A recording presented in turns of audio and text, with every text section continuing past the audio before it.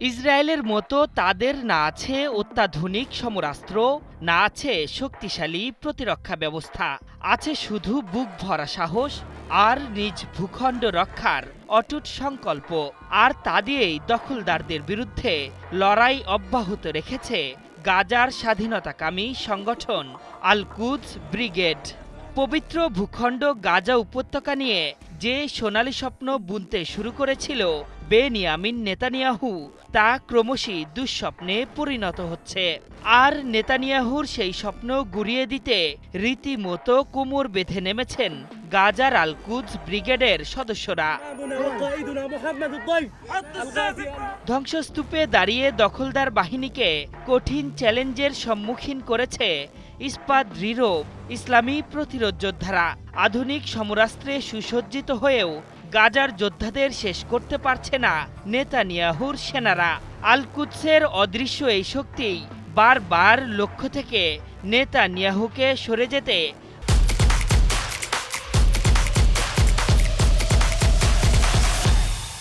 বাধ্য করছে।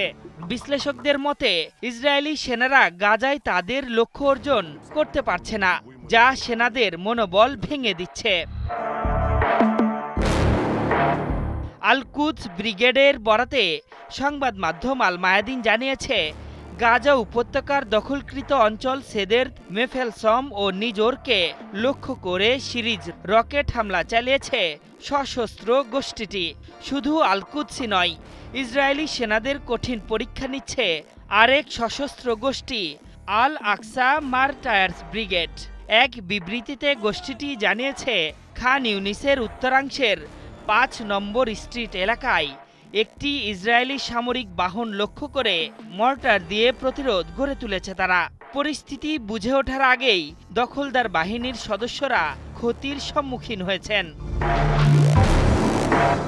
ফিলিস্তিনের স্থলভাগে সামরিক অভিযান শুরুর পর থেকেই ভয়াবহ সব হামলার মুখে পড়ছে ইসরায়েলি সেনারা, বিশেষ করে গাজার দক্ষিণে খান ইউনিসে।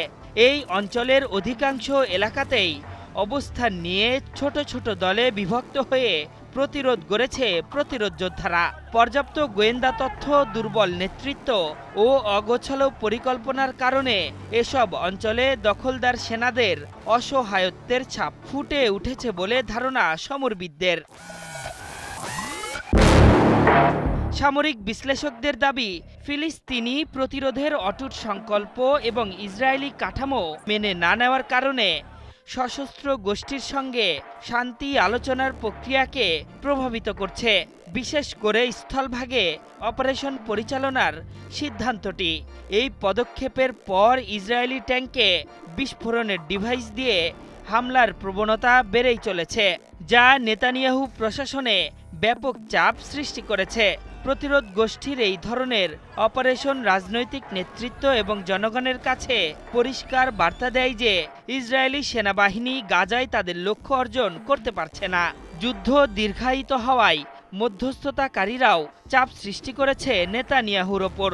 ফলে দখলদার বাহিনী পবিত্র ভূখণ্ড থেকে তাদের সেনা প্রত্যাহারের মতো পরিকল্পনার পথে হাঁটতে বাধ্য হচ্ছে বলেও জানিয়েছে লেবাননের গণমাধ্যম আল মায়াদিন। আশরাফুল ইসলাম, ৭১।